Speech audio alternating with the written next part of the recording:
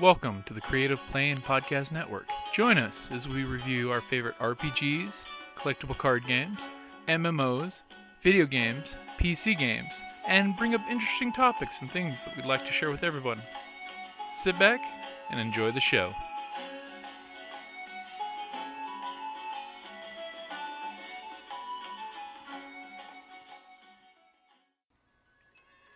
Hi, this is Kelly, aka Trixie from Ragnarok and Roll, a Scion to Ragnarok story, and Tilda Wimblewick from D&D Journey of the 5th Edition. First off, I would just like to say thank you to everyone for listening to our varied adventures, as well as for rating us on iTunes and rpgpodcast.com. If you haven't rated us yet, we would greatly appreciate it if you could. And if you're looking for more ways to support our efforts, we are now on Patreon, a great site where you can help us continue making more podcasts, as well as some special surprises for our patrons. If you can, please look us up at www.patreon.com/cppn. Every little bit helps. And again, thank you for listening. Hey guys, Jim from Creative Playing Podcast Network. Joining me today is Dave Sokolowski, publisher of the Lovecraftian joy that is now known as Sunspots on Kickstarter. So, hi, Jim. Dave, how you doing today? I'm doing very well. The Kickstarter is not even 2 days old, and she's bubbling, gurgling, bundle of joy. She's Cthulhu a beautiful, joy. She's a beautiful, healthy baby of Cthulhu. That's right. Shogothian joy. Less than 3 days in, and what blew through the Gulf with no problem. So it's definitely going to come to fruition, thankfully. Yeah, it's really exciting. So I've done this before, and it helps because you just sort of know all the work and you know where some of the pitfalls are. But it's just a lot of work, and it's so much of it's just project management up front, right? There's just all this heavy lifting and all this heavy organization, and if you've done it right, you turn it on and it just bolts out of the gate. And that's what I did, and that's what it did. So it's kind of nice just to take a little bit of a break. I mean, you have to be online, you have to be answering questions, and you have to be doing so much and get engaged with the community. And there's still PR to go out there and do.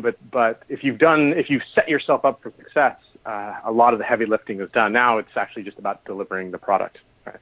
And it's basically keeping in touch with everybody, letting know where it is, and it's beautiful that it's doing this well so far. I mean, I was really impressed with it because we were going to talk earlier last week before the launch, and all of a sudden I've been watching it every morning, and I'm like, oh, I know he's having kittens right now because look what just happened.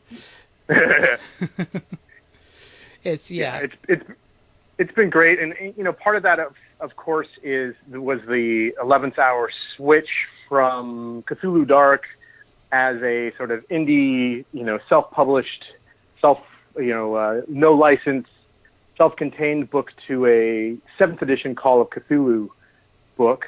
And, that kind of happened at the beginning of the week, just a couple days out from when I was going to launch. I was going to launch on Tuesday, and today's Friday. And, having Chaosium behind it, pushing it, obviously is a pretty big deal. And having their press and their publicity behind it has made a big difference as well. Oh, definitely. I mean, when you dropped me the secret news that you were getting official backing, I was really excited for you on that one because that's just freaking awesome. So thanks. Oh, sorry. Go ahead. No, I was just going to say, the one thing about that is I just Chaosium, we can talk about Chaosium, but Chaosium, I was really impressed with. I've just been really impressed with the sort of the new guard, which is kind of the old guard, with Sandy Peterson and Greg Stafford, who've taken back control of Chaosium. And there's a couple of guys, Mike Mason and Michael O'Brien. And that was part of the reason why I was willing to go over to Chaosium, because they seem to have their act together professionally, just like as an organization and as a business. It's no longer the Chaosium of sort of the 2000s, where it was just sort of, running on the fumes of its Fantasy Flight Games licensing fees, Yeah, where it's just coasting through. Exactly. Now there's actually good driving power behind it, which is nice. And it's the old guard, like you said, so it's what to expect because, Now, we have been throwing some terms around that folks that are on the podcast that don't know. So, first thing I'd like to get is your opinion of Cthulhu and Lovecraft. What to you is Cthulhu and Lovecraft? Yeah. So Hard question, I know. I was thinking about it, and I think a funny way to frame it would be like, so H.P. Lovecraft, the writer from 100 years ago, he almost kind of did the first OGL, right? Open gaming license. Exactly. And because he had all these creatures, these places and things and creatures, but then he let all of his friends play with them as well, right? And you've got all these other writers who kind of dipped their toes in it, and so something being Cthulhu, something being the Cthulhu mythos doesn't have to be related to Lovecraft, right? There are in the canon, there are a handful of other writers who are sort of official canon. If you look at it, whether it's Ramsey Campbell or Clark Ashton Smith. So what I think Cthulhu mythos is, I don't know. It's like existential horror and weirdness, just broadly. It's that in one phrase, I guess it's that shall not be named. The secrets man was not meant to know, right? I think that if you said the secrets man was not meant to know, that you can kind of throw a lot of what Lovecraft is. Maybe the Venn diagram is that bigger, and all of Lovecraft or Cthulhu mythos is in that circle. It's ultimately peeling back the layers on the secrets of the universe and exploring when it's against your not better judgment, but your better health, sanity, whether physical or mental. Yeah, right. And being driven to explore that. I think that's a key component of it. Is that you have whether you're writing about it or whether you're gaming in the world, you have this drive as a protagonist to explore and try to understand these secrets, whether for better or for worse. And usually better ends up being worse anyway. It's like when I've described Cthulhu gaming to a bunch of my friends who don't do it. It's like, well, it's the kind of game where you either end up dead or insane and usually wishing you're dead. Right. But yeah, it's that which is seen cannot be unseen, with that cool pulpiness that I like in the pulpy detective. It's, like a few of our friends, I told them it's X-Files, but with the classic pulp detective novel aspect. Yeah, I think there's an aspect of being able to, because there's, the pulp is sort of one. There's a spectrum, right? In Cthulhu gaming, at least, there's a spectrum of, is it more pulpy, or you can kind of go more like Lovecraft. Because Lovecraft stuff, we've taken a lot of his ideas and we've extrapolated it into our own sort of modern perspectives. And I was just listening to another podcast, and they were talking about it. I was there listening, so then I was there as well. They were talking about how Lovecraft's stories actually, so they're usually a single protagonist. He usually doesn't actually do much. He actually just stuff happens to him, right? And so we of course have taken that, but that more purist Cthulhu mythos is much harder on the sanity and much less pulpy. People die, go insane much quicker, and much harsher things happen to them. But wherever that is in the spectrum, I think that not the goal, but the approach is, how close can we get to understanding what's important to us as humans, right? I mean, when you kind of crack the lid on the Cthulhu mythos, you're asking some really fundamental questions about who we are as a species, right? Mm-hmm. You're saying, okay, so it's not just that we're not alone in the universe, but like we're these insignificant drops in the universe, and the beings that are out there, whether they're good or bad, or just we're insignificant to them, and they have these amazing powers. And so if you really start to frame that, and if you really think through that perspective, like, wow, okay, that's a really sharp way to look at the universe. Well, that's what that gives us is the ability to do that, but in a gaming or a fiction or a movie sort of way, and be able to frame that and interact with that way. You can't really be a nihilist all the time. I mean, you can, people are, but it's tough to be a fun, creative person and be a nihilist who worships Cthulhu all the time, right? Because when he's all about wiping out the anthill, Right. Sometimes you're the ant, and sometimes you're the boot. And unfortunately, with Cthulhu, we're the ant. That's right. And in the case of sunspots, they're sort of like the sun and the magnifying glass, and we're the ant. And by the way, in Sunspots, I love the twist that you're doing on it, which is bringing a whole new, fresh look to it. So for folks who haven't heard about Sunspots, give us a brief breakdown of what Sunspots is. Okay. So Sunspots is a scenario, a large scenario for Call of Cthulhu, and it should be run in about 8 to 10 hours, so it's a little bit long. It's the core mystery is that the group of investigators is hired to help a banker. Oh, it takes place in 1920s, so it's got that roaring 20s Lovecraftian feel, traditional genre to it. And the investigators are hired to help a banker go and retrieve his daughter from this mountain resort town.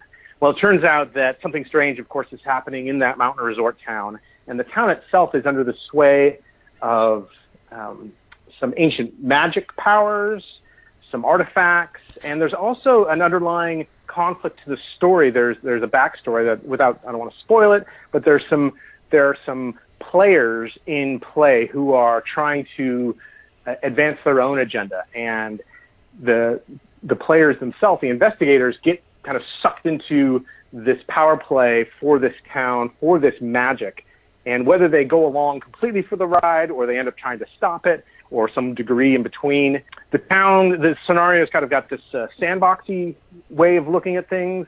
It kind of gives you the town. It gives you a handful of clues leading up to the town, so that when the investigators come into the town, they have a handful of clues to drive them forward. But then there's really kind of a go investigate as you would sort of feel to it. And I've been working on the scenario. I was just looking through some old emails. August 2007 was when so 9 years ago was when I answered an ad from Keith Doc Herber, who sort of famed Call of Cthulhu writer and publisher. He worked for Chaosium. He was the line editor for a lot of the early 90s pieces, books that people are still really drawn to.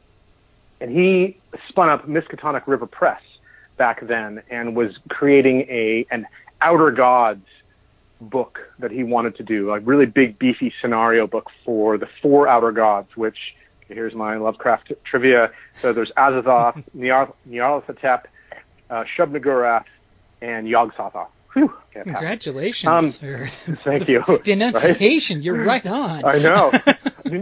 Nyarlathotep is a tough one, and what's even worse is really learning how to spell that.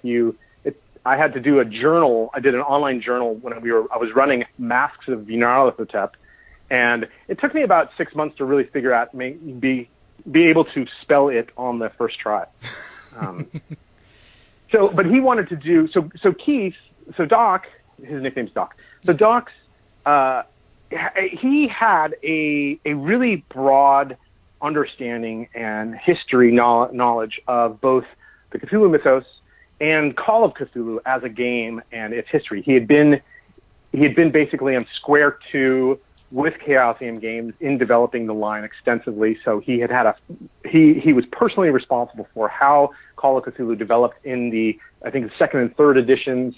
And again, this whole line, the Lovecraft Country line with the Kingsport book and the Arkham book and the Dunwich book, and of course the Innsmouth book. He had a hand in all of those. So he had this really specific perspective on what had been done and where the gaps were. And with the Outer Gods book, he had in his mind doing this. He wanted to have these 4 scenarios, one for each of these gods, and he wanted to make sure that the scenarios themselves weren't getting bogged down in the tropes and cliches that had developed in the 25 years or 20 years since he had left. I guess it had been 15 years, whatever. That 15, 20 years since he had been in the industry and since he had worked in driving that line, he had seen a lot of these cliches build out, and he wanted to make sure that these scenarios countered that. So I worked with him over about a year and a half from the fall of 2007 to the spring of 2009, wrote this massive like 40,000 word first draft, right? It's practically a novella. And it was even more of a sandbox than it is today, and even had even some extra scenes that may end up showing up in a director's cut of Sunspots, but just as this massive sandbox thing. But there were a couple of the story elements that he and I worked on, and we put together this package of Sunspots, and he approved it for the Outer Gods book. And then in the spring of 2009, he died in his early 50s, very suddenly of a heart attack, and that was the end of the book. And so the book's been around for a long time. It's a couple of publishers have kind of come and gone with it. I've had it. Once I did my last Kickstarter, I actually was going to do this book for my first Kickstarter, Sunspots, and then it got taken by another publisher, and that never happened. So when I was looking around for another book to do, I still had this one. So here we are. It's been a long ride, and now it's being published for 7th edition Call of Cthulhu as a officially licensed Chaosium scenario, which I think Doc would be very happy to hear. Oh, yeah, he would be very happy to hear that. Basically knowing that it's coming full circle back to Chaosium. Exactly. And it's the Chaosium we know and love, not the corporate one. Right. Okay, so for the group, now that we know that it's back to Chaosium, I kind of think this is a moot question now, but what about quick start rules for learning the game? So what I did was He Who Laughs Last. So that was my previous Kickstarter, and I published it as a Cthulhu Dark. And Cthulhu Dark is a 2-page Cthulhu investigation rules light system, right? It's Graham Walmsley put it out. It's free online, and his licensing agreement says, look, put it in the back of the book and make sure you give me credit. Okay, that's all he needs. So spinning up a sort of a self-contained book, quick start book, is pretty straightforward with Cthulhu Dark. Obviously, now that it's going to be a Call of Cthulhu book, it's going to be just a Call of Cthulhu book. But I'm going to publish. You went and bought the book. It's not going to be self-contained as a Call of Cthulhu book because you'll need the rules for that. But I will publish the Cthulhu Dark conversion rules online for free. So if you buy Sunspots and you just want to try it out without having to go down the path of Call of Cthulhu, you'll have the sort of quick start Cthulhu Dark rules available. Does that answer your question? Oh, yeah, definitely. I was just now that you're official, I'm like, it kind of, actually, just checking, on Drive-Thru RPG, there is a free Call of Cthulhu quick start rules, so. Oh, yes. So we can use that as the answer as well. So you have both of them. That's true. Yeah, and there's there's plenty of good stuff out there to get people bootstrapped into the Cthulhu mythos, whether it's the 7th edition rules or Cthulhu Dark. Yeah, it's out there and it's easy to find, but I just thought I'd throw it out there just in case, Yeah. Okay, so for Sunspots, where's a good place that folks can keep track of, like we were talking earlier with the social media, of what's going on with Sunspots? Yeah, so I had this crisis of conscience a couple months ago. Do you have a social media strategy? I really don't, but I get on social media and do what I can, where I can, when I can. Yeah, that's kind of my thing, too. I mean, I'm really good for helping other folks, but not good for doing my own, so...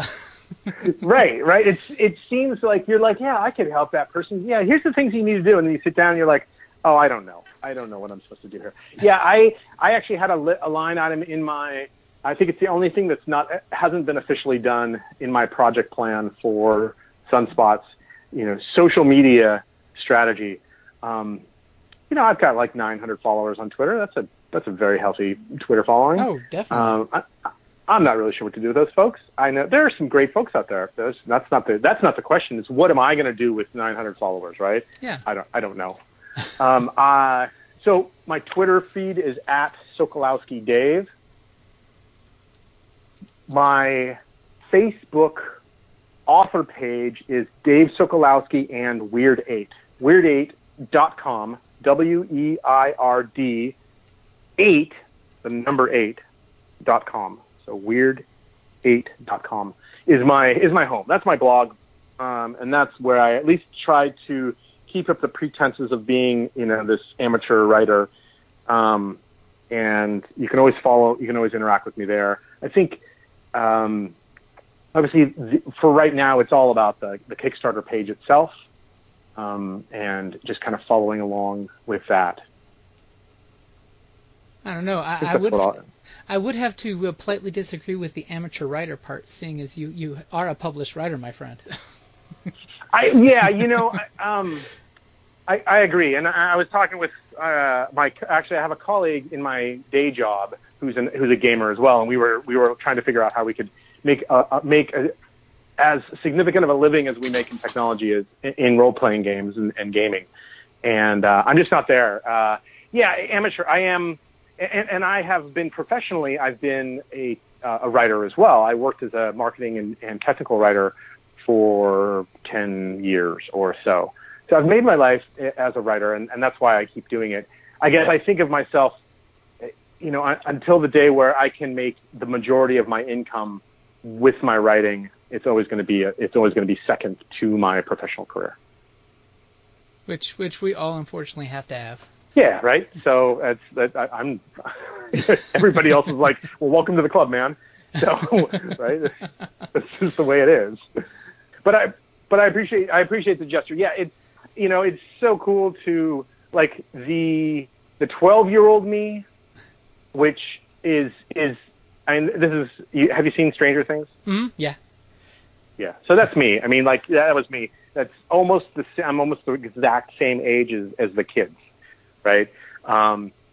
So that was me. The 12-year-old me is just turning over in his Star Wars sheets, just over being able to write gaming materials and have people want to buy them and think they're cool. So yeah, it's totally fucking awesome, man. It's so great. So. Yeah, I mean, and honestly, as an adult and a game player and a writer, I mean, it's important that people need to keep in touch with that 12-year-old version of themselves. That's what keeps the imagination firing. I mean, that's a it's weird. I haven't had a chance to read it, but there was an article. I just found it yesterday. It's on Screen Rant. It said, "When did Dungeons and Dragons become cool?"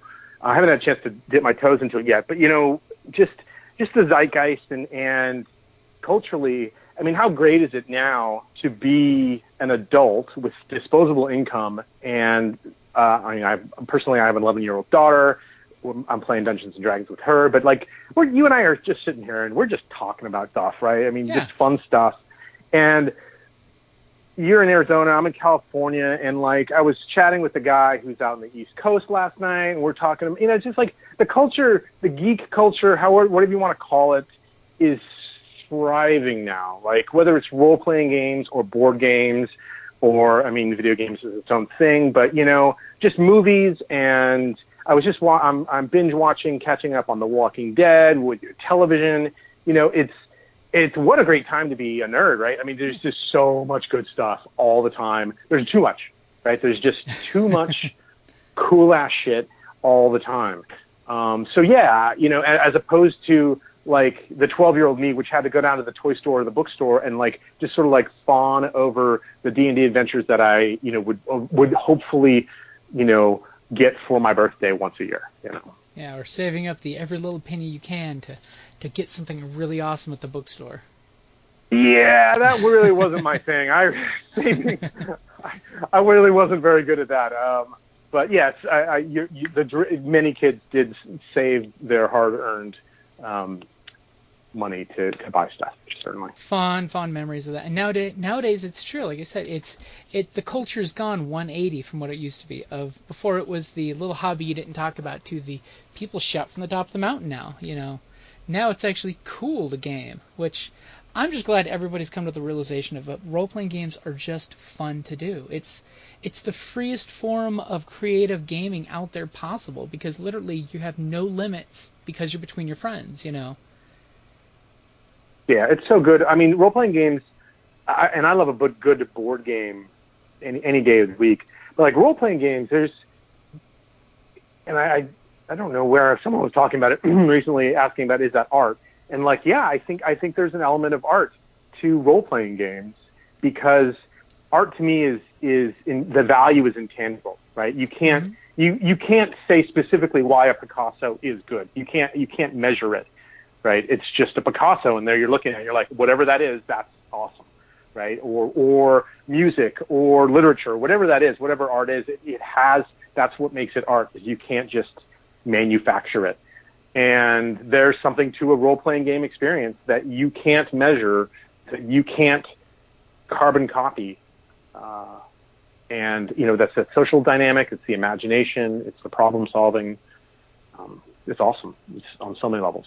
Yeah, it's like I told a friend of ours. It's one thing that I always tell all my gamers that game, because I have had a few players who don't game in public, and I'm like, guys, come on, go to the convention with me. I'll sit in with you. We'll sit in another game, just to get that cross culture of what other game tables feel like.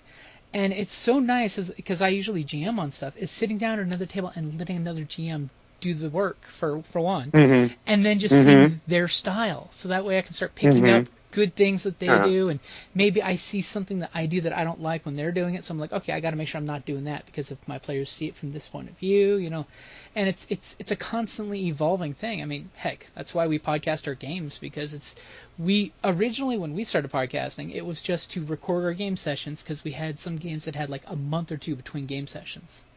So I was podcasting for us so we could keep track of where we were last, because I'd say, hey guys, here's the link, check out what we did last week, so we're all ready when we sit down and don't need a last time on our adventure type of catch-up moment.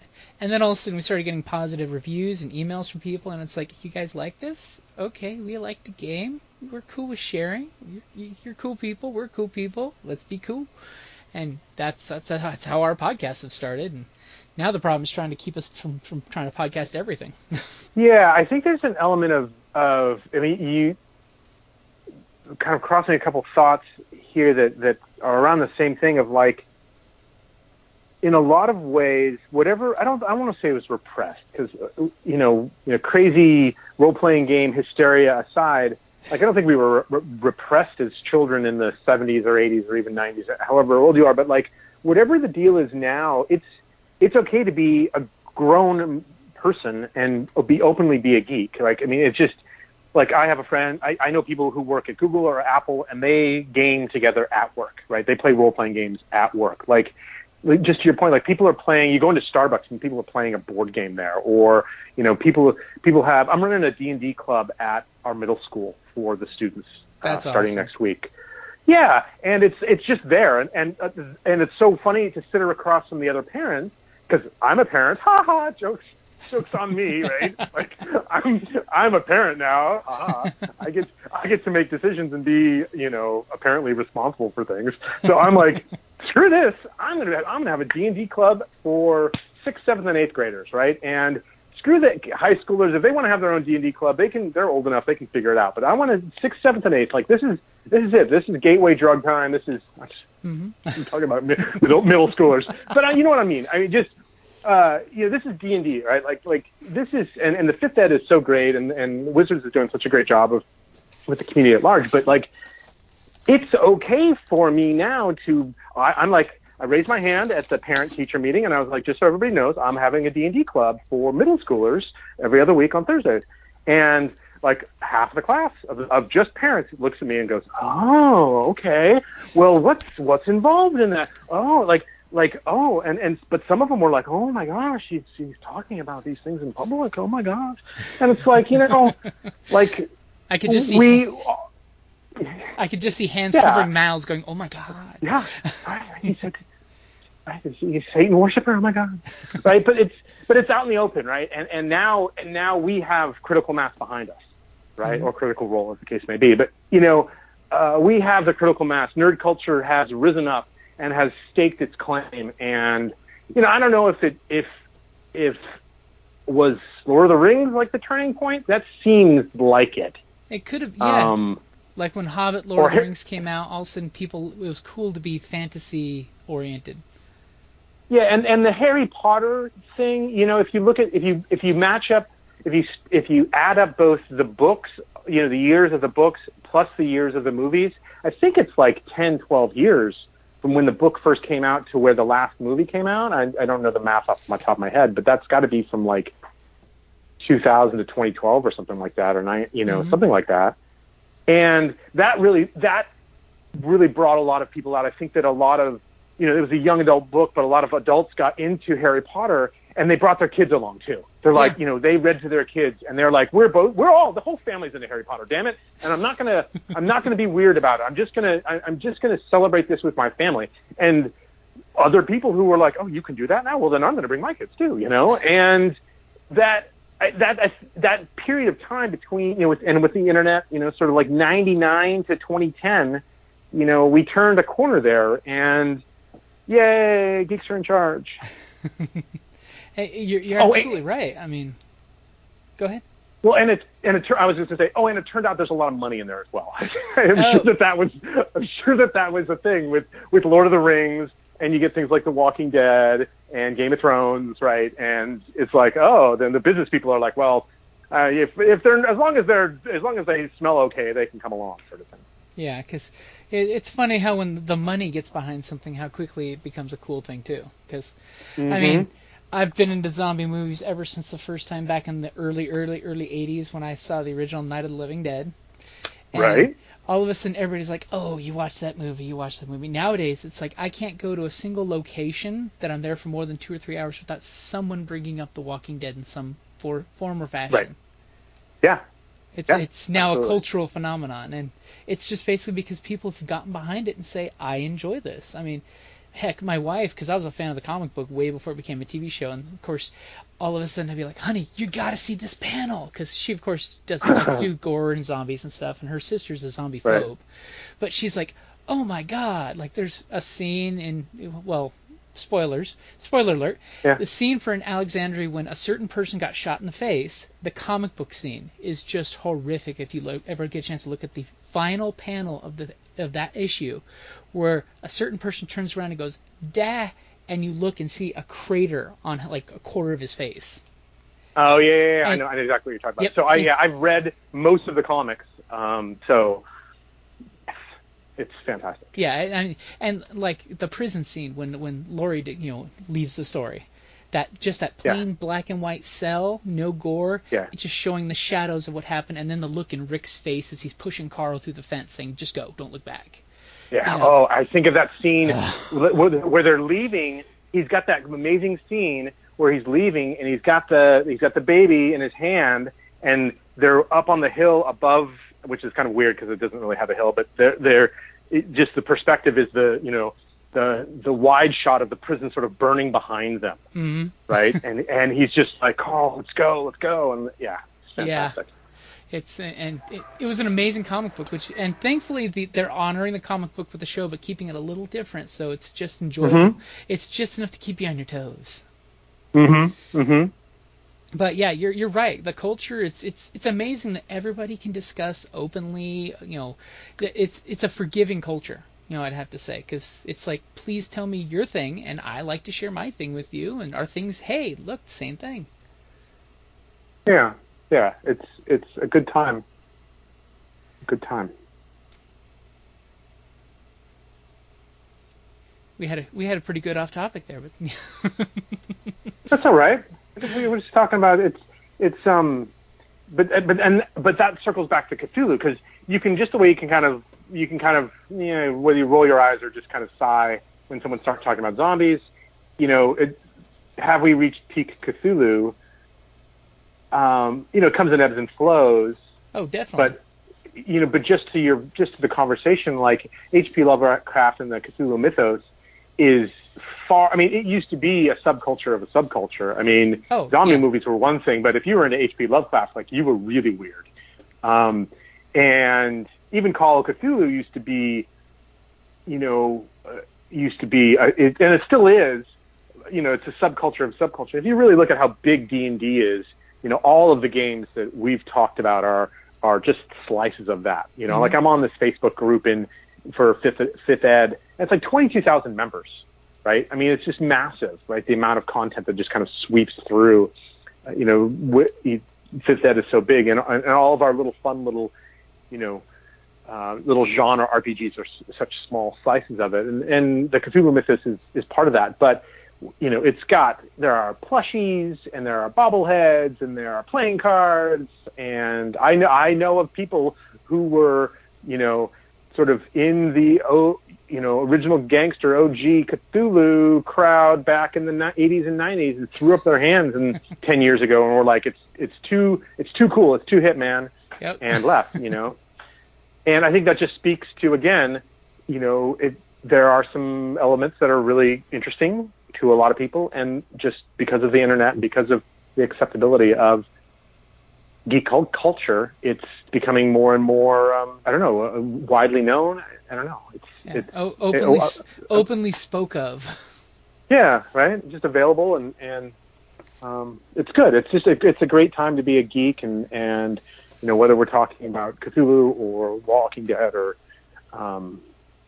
RPGs, there's just so much to choose from. Oh yeah, I mean, heck, I completely agree about the subgenres of RPG, because we joke about, we have 3 podcasts. We do one that does, like, currently Fantasy Flight Star Wars, and a bunch of reviews and one-shots and things that we get to review and stuff like that.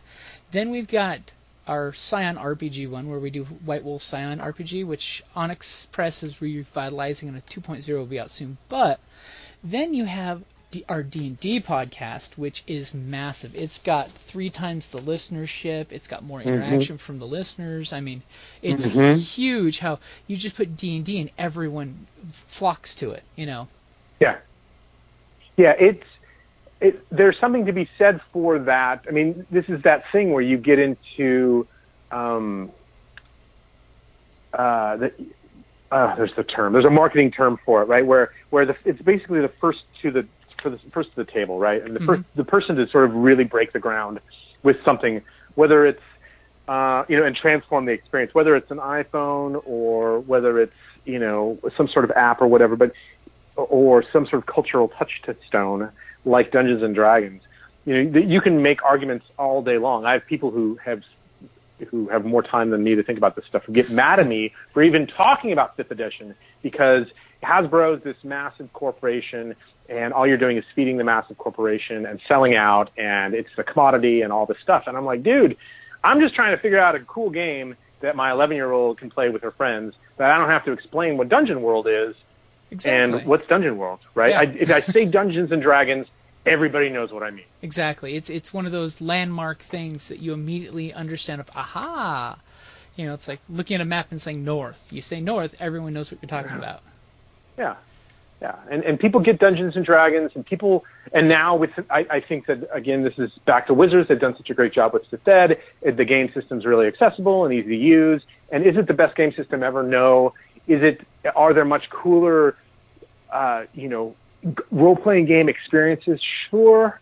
But a lot of people don't need that, right? So. Yeah.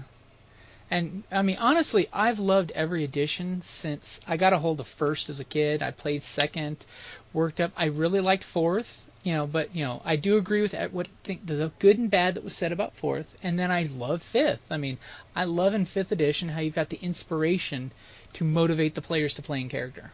And trust me, like in our podcast, D&D Journey to the 5th edition, they do it all the time.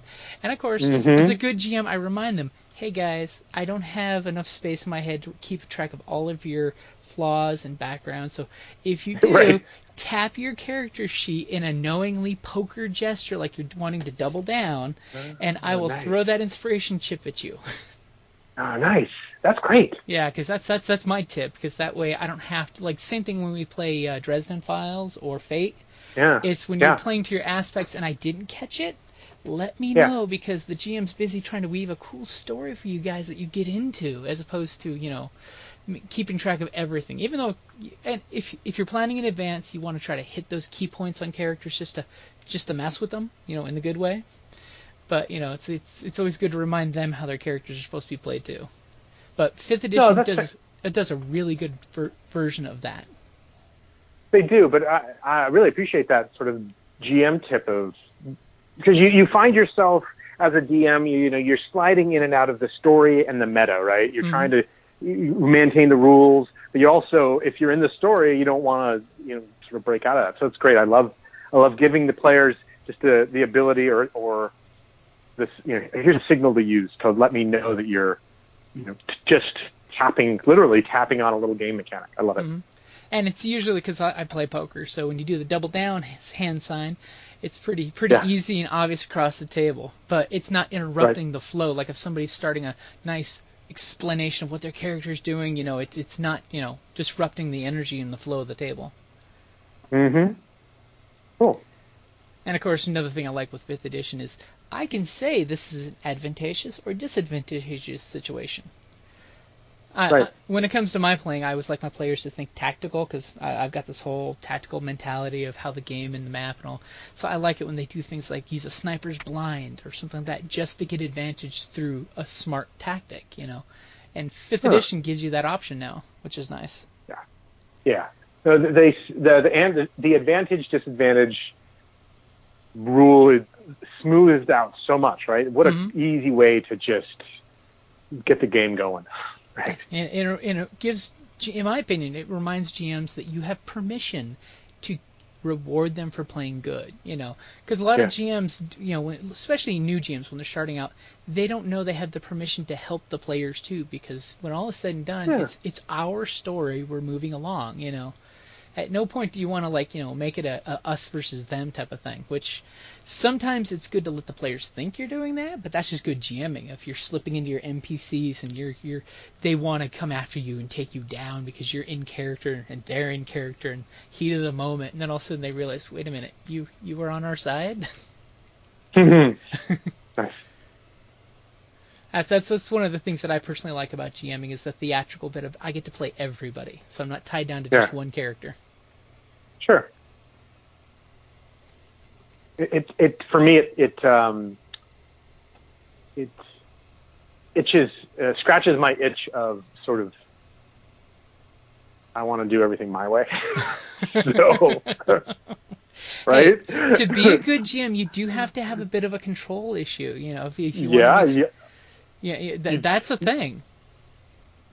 I spent many years as a professional project manager, and my friend who is not a gamer at all, astutely observed, he's like, there's a lot of correlations between you being a project manager and you being a GM, isn't there? And I was like, oh, it's all it is, right? It's just the ability to wrangle people and get them to do what you want them to do. That's both of those things. Absolutely. All while keeping 81 more projects in the background of your head going on, because that's the world. Yeah. Yeah. Yep. Exactly. I mean, that's one thing, with when I've been with newer GMs and stuff, I occasionally will do the little note of you might want to suggest this. Psh, there you go. Mm-hmm. And of course, as a GM, I gotta temper myself when I play not to do that, because I'm like, it's my game, just gotta sit back and let it happen, Yeah. So that's a great topic to talk about. So you're at a table, and as a player, and there are a few different ways it can go down, but what do you do when the GM either doesn't know A, doesn't know the rules well enough, B, isn't explaining the rules well enough, or C, is losing track of the table in a way that you wouldn't have done? What's your own personal etiquette for when? Because I struggle with this a lot, because I'm such a control freak. I know that I've rudely taken over a table before because they're losing the table and they've almost lost everyone for the entire game. I'm like, okay, guys, I'm just going to explain how the rules work because this guy's clearly an idiot. But that's not my place. Is that my place? What's your take on that? See, that's a really hard one, because me, when I'm running a game, there's sometimes I will just throw a rule out because it's interrupting fun. Fun is rule number one at my table, But honestly, I'll when it comes to rule calling, because I don't ever want to be a rule lawyer, because back when I used to play, we had a GM that was a massive rule lawyer. So we basically got beat to death with every rule. I always wait till they, give them a chance to look it up if need be, or I'll suggest, would you like me to look that up while we're continuing on? So that way, because my thing is, make a call, stick with it. If it's wrong, we'll fix it next game session. Because sitting there flipping through the book, that's one reason why I try to avoid Pathfinder, is flipping through the 10,000 rules. Slows down the energy of the table, and then all of a sudden people are lethargic, and in my opinion, when they come back and the spark's gone, you've lost that moment. So I always prefer the whole, I'll let the GM make the call, because usually, like I said, I'll just make the freaking call and say, hey, let's go with it, let's go on, and then if he really wants to look it up, I'll offer to look it up while he continues doing the GMing, because that way you can have the whole sidekick rule lawyer thing.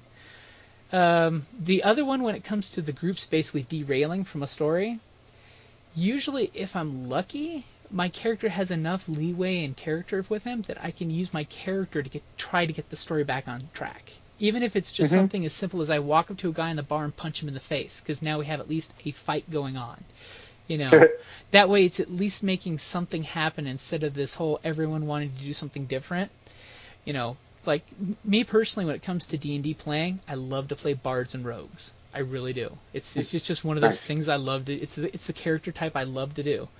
I mean, when we were in Rincon last year, we were playing World of Do. It's a local up in Phoenix. A local game designer made this game based on the Fate system, and it's a really fun game where you're playing in Japan. And I was playing. Yeah, go ahead. Yeah, Ben. If you ever meet him, Ben is a great guy. And I was playing the Traveling Sanshin, which is basically a bard in Japan. And at one point, our group made this horrible mistake of the geisha, madam, who was my wife's character, who, by the way, my character and her character hated each other. Because our very first interaction, I knew that her mistress had my mother's lost Sanshin, the guitar.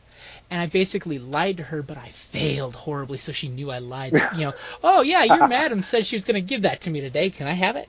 Because part of your character's goals is you have to accomplish something.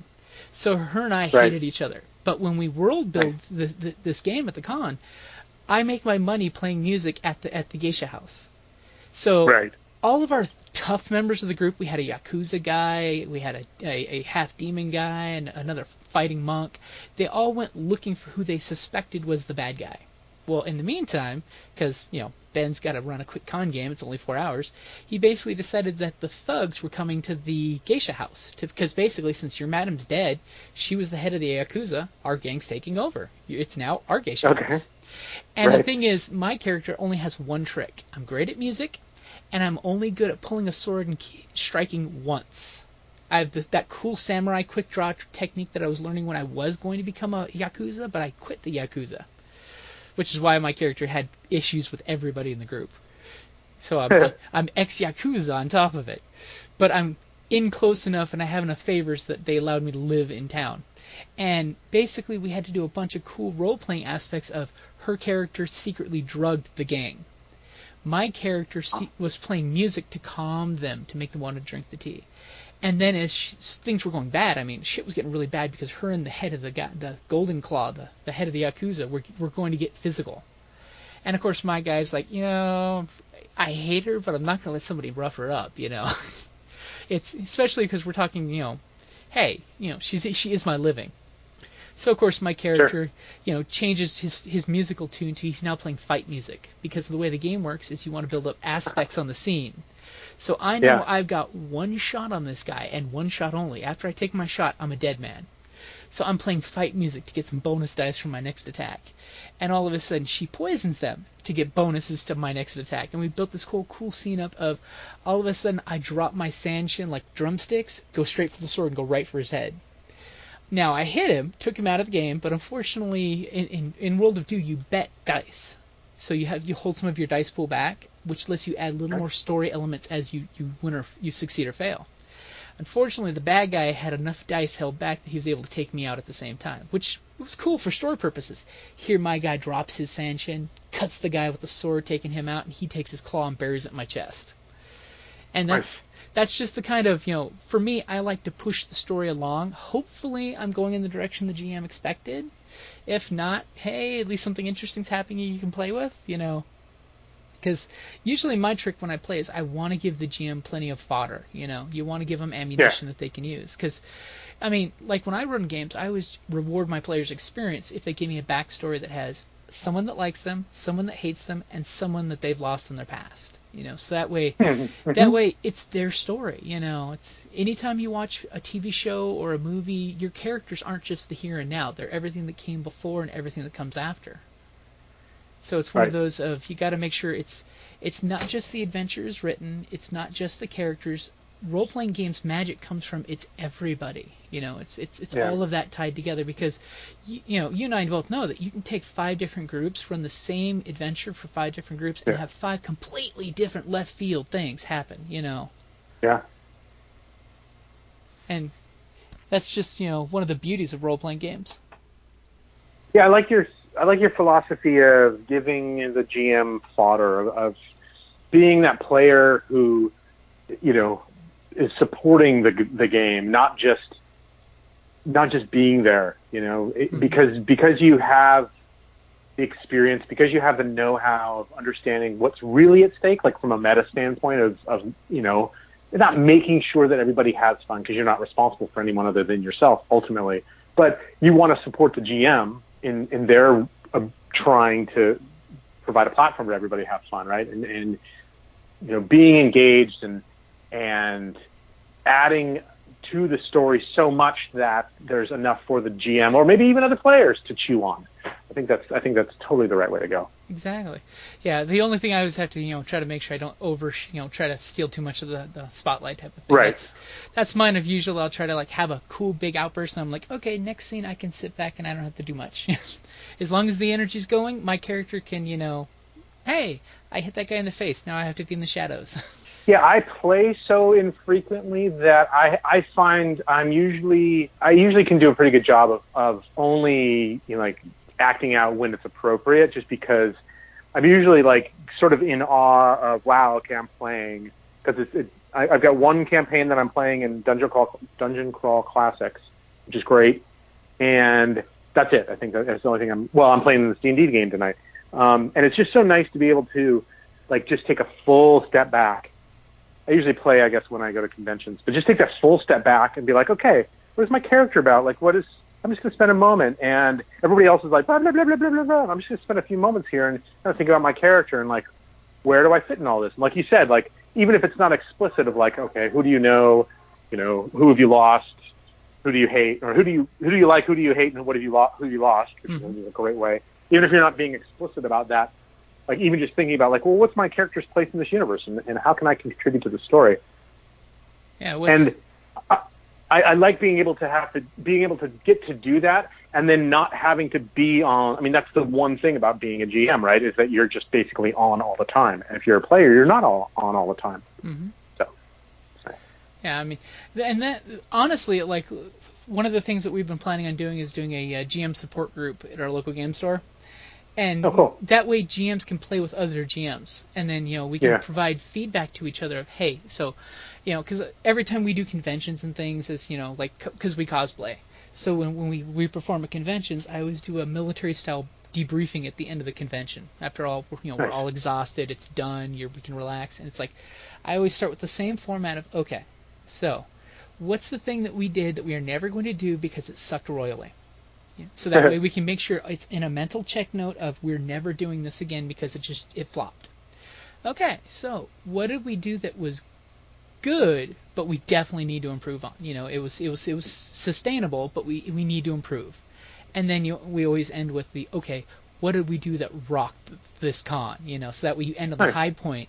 So that way we can, as GMs, we can do the same thing and kind of like talk to each other about different games. You know, because not all GMs can run all games. You know, some GMs love one system and hate the rest. You know, me personally, I'm one of those guys I love every style of game because it covers a different type of story. Yeah, I'm basically a gaming slut. Like I'll play pretty much any type of board game. I'm into war games. I'm into role playing games. I play everything from D&D 5th Ed to, you know, I don't know. I'll play some. I mean, I just dug up. My friend did a little 4-page role playing game. I don't know if we ever actually played it, but it's called Custodian, where you're role playing a custodian working at the office late at night. But to your point, it's always good to, as a GM, to play in other players' games. That's a lesson. That was a lesson. That's sort of like that's a next level. Like when you graduate to like third or fourth level GM, like the first thing your first marching orders are, okay, the first thing you have to do is go play in 12 games. You're like, but I'm learning how to be a GM. Exactly. Yep. So you have to go sit in other people's games. Oh, because that's how you're going to learn how to be better, is to watch other people. And you got to play in games that are shitty with shitty GMs, because there are shitty GMs. Sorry, there are. It does happen. Folks. It does happen. I've been a shitty GM though before, and there are really good GMs, and then there's everything in the middle. And hopefully, ideally, you get to have a beautiful experience every time. But if you're open-minded and if you're trying to grow as a GM, you kind of have to sit in. Like a couple years ago, I sat in this Call of Cthulhu game that is still mind-boggling how this GM pulled it off, because it wasn't horrible, but it was like a C minus.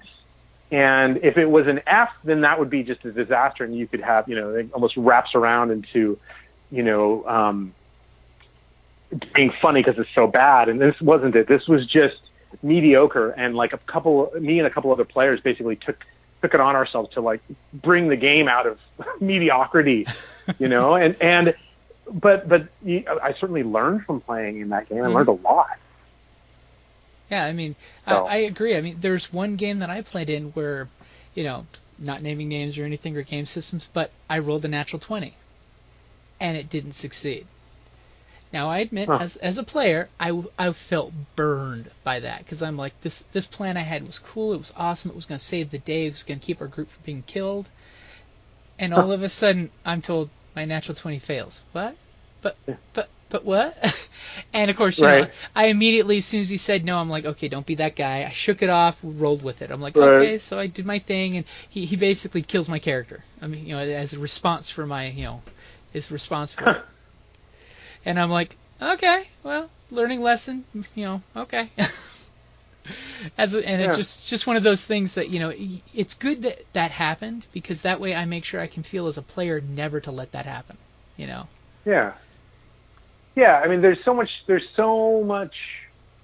to, becoming a good GM.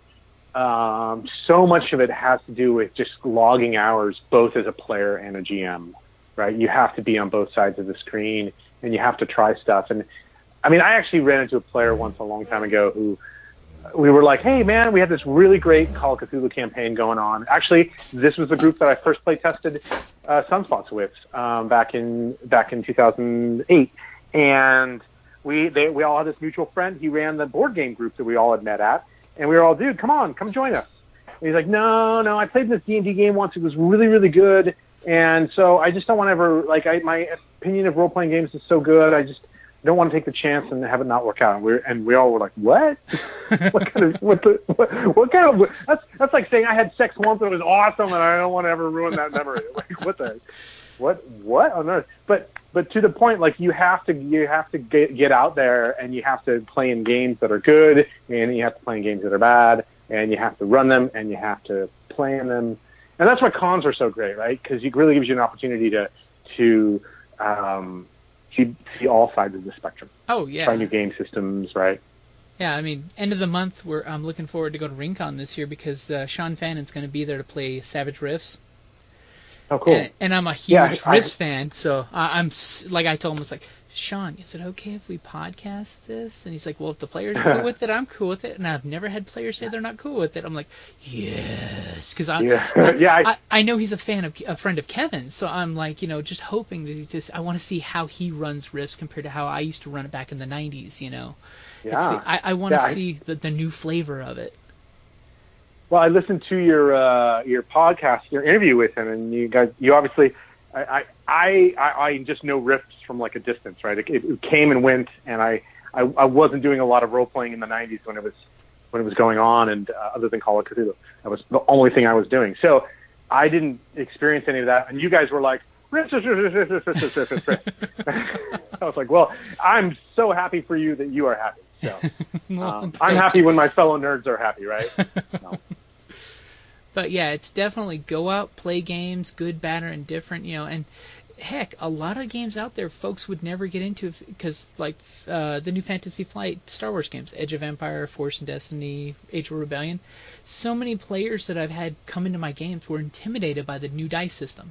It's an amazing narrative dice system, and you can pick it up. I've never had anyone not be a master by an end of 1 4-hour game session with those dice. Every time they've played, especially if you use like the pre-gen character sheets as templates for players, they pick it up and start flowing with it really easy, because you need to empower them to, hey, you have these advantages, how do you use it? You just tell me, and I'll say yes or no, So that way they feel empowered, as opposed to the, I rolled this, you tell me what it does, And it just takes, Yeah.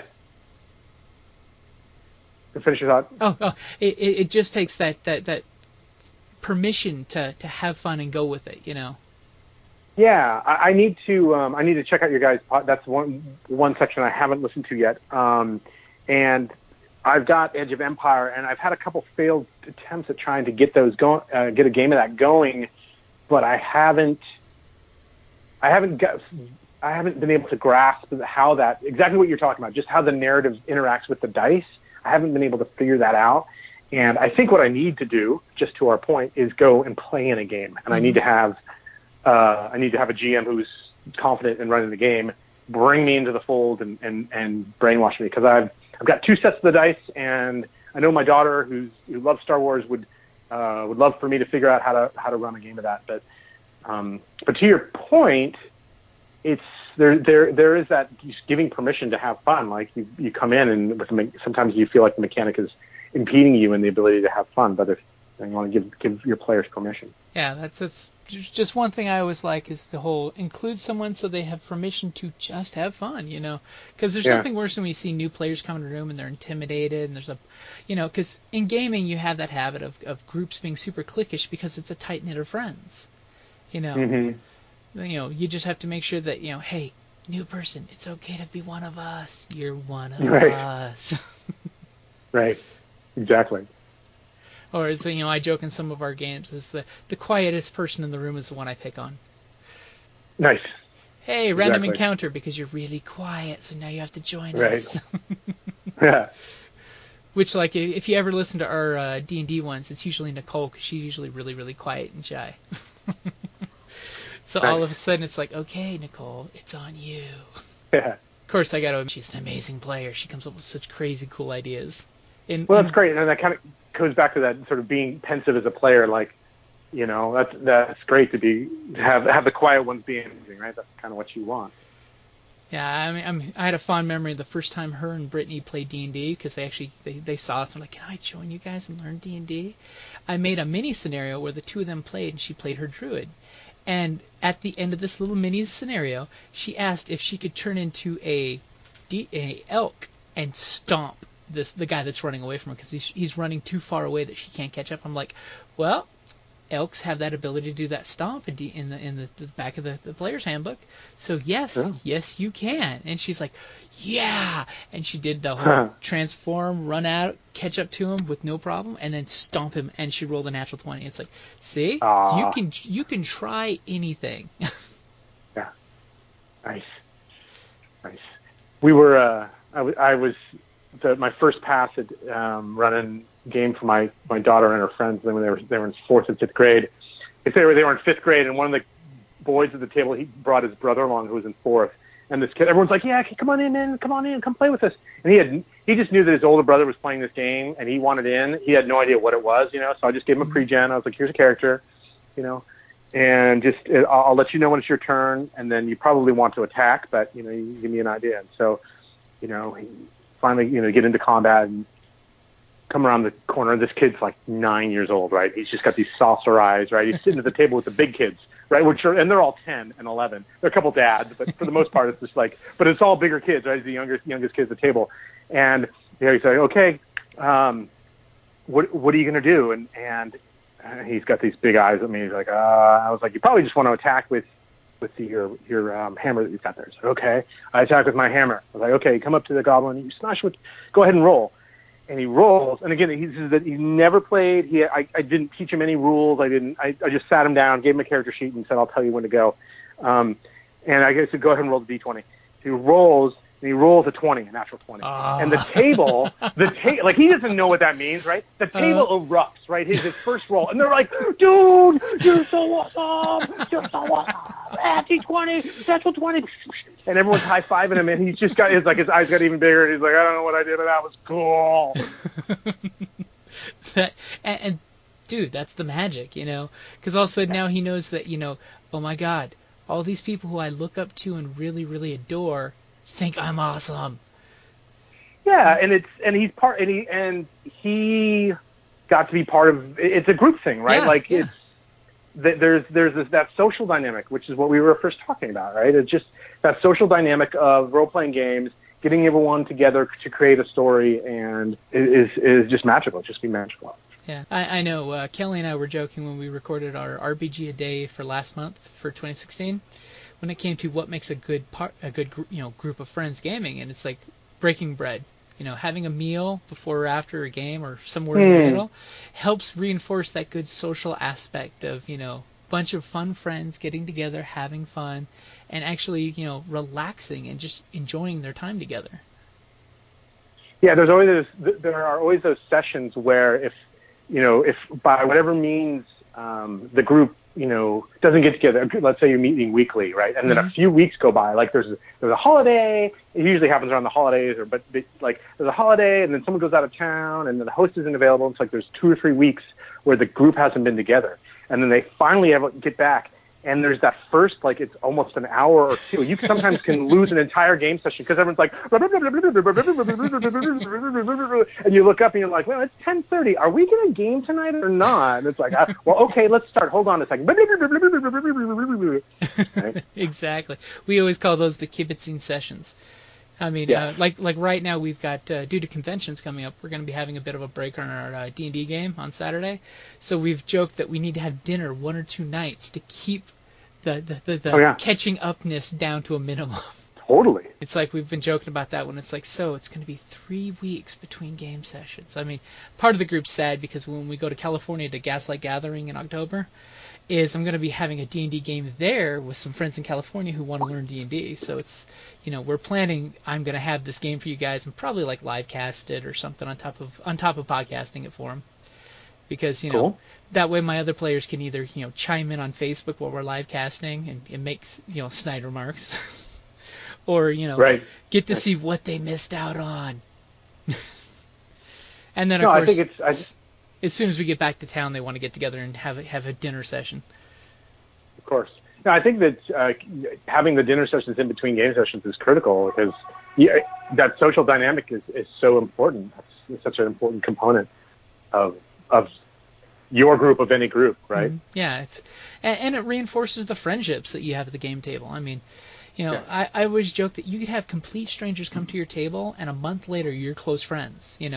It's almost like you've got the fellowship, if you've been through these experiences together, time in the trenches and all. I totally get that, and that's totally me. I always think it's weird when if I run a game or I play in a game at a con and I have a really good experience, and then I see someone from that game like a year later, I'm like, hey, dude, what's up? And they're like, socially awkward. I was like, oh, okay, I thought we had a thing going, but yeah. See you later. We had the fellowship at the game table.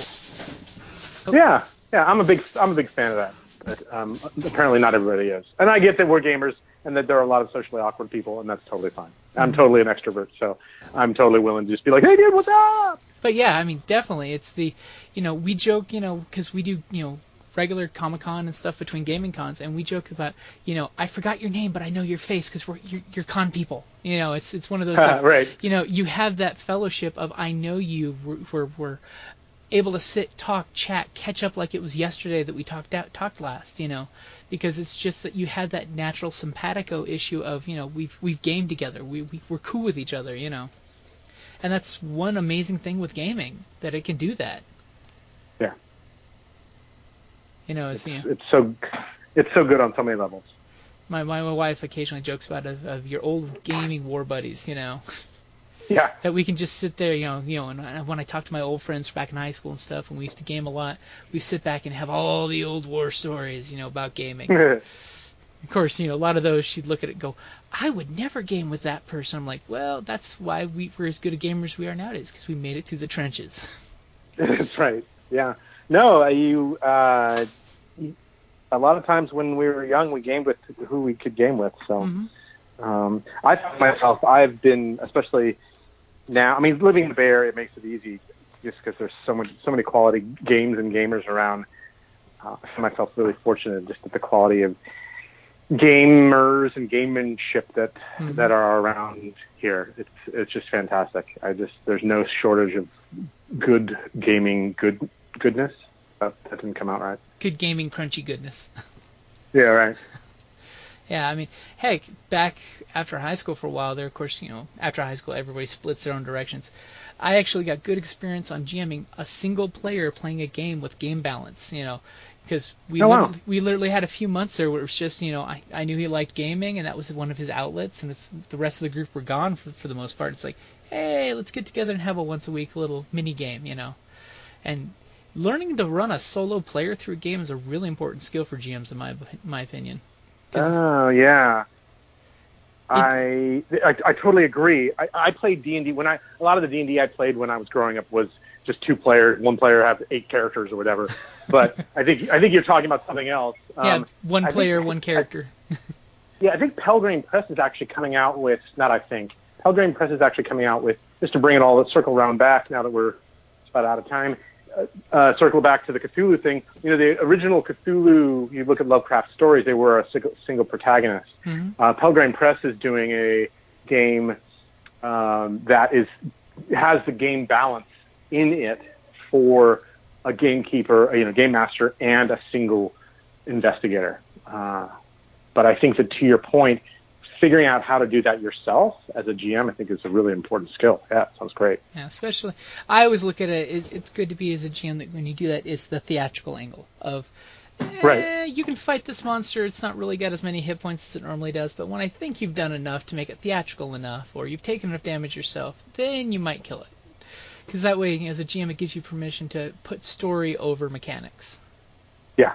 Which, I think that's exactly right. Like with so many of the Cthulhu and Lovecraft games, it's story. Story trumps mechanics in those type of games, because you can't put the mechanic in there to have that cool feel for the game of trying to find out the mystery that you don't really want to know. But, it comes back to that the protagonist is the witness of the situation going on, All you can do is hope to survive it, It's like one of those, those movies, that have the same feel where you're lucky just to make it to the end of the movie, Mm-hmm. Well, they talk about the guy, the I know I read someplace talking about Frank Grimes, Rick Grimes, mm-hmm. And how his character, like, he won't die, right? Hey. He won't die, and just as, because the story's about him, like, he's the witness to everything else. Exactly. Right? And Lovecraft did the same thing with a lot with his characters. Like, it's that witness to all of the carnage around it. Mm-hmm. And I think that there's something to be said for trying to figure out how to put that into a role-playing game. Yeah, that's a huge art form. Because it's not like the proverbial, we go out and kill the dragon. It's, you need to survive to tell the tale of what's going on in this location, or put a stop if you can, and of course, in a lot of the fun Cthulhu games, you might not stop it, but you survived it, And so you have to figure out what's at risk, right? Mm-hmm. If you're not going to die or go insane in a Lovecraft game, then what is at risk? Exactly. Right. Hey, we've been talking for quite a while, and I've quite enjoyed our conversation, but I need to boogie on. All right, I'll go ahead and let's do a little wrap-up. So, David, one last shot. Sunspots. What's the best place to find sunspots on Kickstarter? So, just type in, if you go to Kickstarter, just type in Sunspots Call of Cthulhu, or even just, I think it's the only Call of Cthulhu up there currently. So, on Sunspots. And we're trending toward our first stretch goal. It's $7,500 right now. Mm-hmm. About 200 backers. Really excited about it. And then again, Weird8 with the number 8.com is my blog and space. You can always contact me there. And I'll be glad to see when you go past the more art and you get the GM kit part 1, because I'm all about stretch goal coolness. Yeah, nice. I'm really looking to see if Director's Cut gets released, which will be cool. I know. Really briefly, there's this one scene that I worked on with Keith Herber, and it's really, really cool. But playtesting was just like, time and time again, people were like, that was cool, but it like got in the way of the story. And just like a Director's Cut, like you pull it out, mm-hmm. and the whole thing snapped together, and it was like, oh, that's too bad. And so that was my idea, was like, well, just put it back as an addendum and clean it up, and so people have the content if they want to throw it in there. That would be cool. So Hey, we'll see. That's cool. I mean, just like director cuts in TV, sometimes you want to go back and try those just to see how it changes it, you know? Yeah, exactly. All right, man. It's been great having you on the show, and we definitely need to talk more because we had a great discussion today. Absolutely. Ring me up anytime. I love your stuff, and now I need to go and download some of those Star Wars role playing games. And I need to get into more. Now that I'm doing a little bit of commuting, I need to do a little bit more listening to real play. So yeah. All righty, man. It's been great talking to you. And if anybody has any questions, go ahead and shoot Dave an email so we can go ahead and get those questions answered, because this is going to be a fun game when Sunspots comes out. I mean, just from what you've sent me already to look at, I mean, I've already got folks interested in doing some playtest. So it'll be fantastic. Yeah.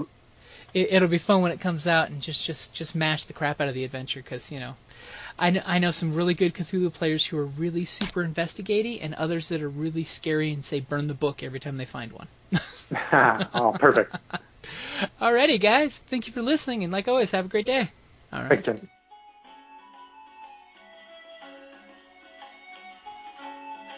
Thank you for listening to the Creative Play and Podcast Network. And feel free to enjoy our other shows, such as D&D Journey of the 5th Edition and Scion Ragnarok and Roll, a Scion hero to Ragnarok story. Thank you for listening.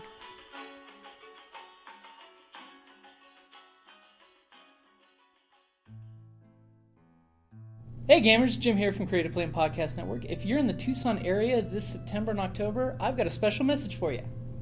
Hey, this is Karen from RinCon. We are having our convention from September 30th through October 2nd here in Tucson, Arizona. Come out and play every kind of game under the sun with us. We've got role-playing, board games, minifigs, CCGs, we've got Artemis, we have panels with special guests, and this year the theme is steampunk. So get out your, dust off your dirigibles, get out your chapeaus and put them on, come on down. Yeah, great. I mean, well, I've been looking forward to talking with you, because I you're one of those podcast guys who I'm like, yeah, and what about? I'm like, oh, he doesn't listen to me, he doesn't hear me. So here we are talking. It's awesome. I know. So it's one thing when I used to just listen to podcasts.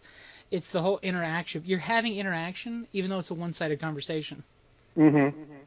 That and the oh, I wish I could tell him this or tell him that, and yeah, like we always joke with everybody. It's like, guys, shoot us an email. We will get back to you. Heck, I mean, our the Lady Knights of Adventure group, they will on the recording comment to you regarding your comments to us.